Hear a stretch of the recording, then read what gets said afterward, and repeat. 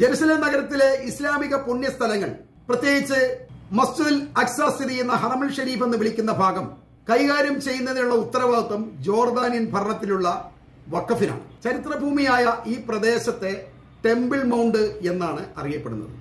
ഈ മസ്ജിദുൽ അക്സ ജോർദാനിയൻ വഖഫ് ബോർഡ് ഏറ്റെടുക്കാൻ കാരണം 1967 6 ദിവസത്തെ യുദ്ധത്തിൽ ഇസ്രായേൽ കിഴക്കൻ ജെറുസലേം പിടിച്ചെടുത്തപ്പോൾ മുസ്ലിം പുണ്യസ്ഥലങ്ങളുടെ മേലുള്ള നിയന്ത്രണം ജോർദാനിയൻ വഖഫിനെ ഏൽപ്പിച്ചപ്പോൾ മസ്ജിദുൽ അക്സയുടെ ഉൾഭാഗം മാത്രം ഭരിക്കാനുള്ള അവകാശമേ ഈ ജോർദാനിയൻ വഖഫ് ബോർഡിനെ ഏൽപ്പിച്ചിരുന്നുള്ളൂ.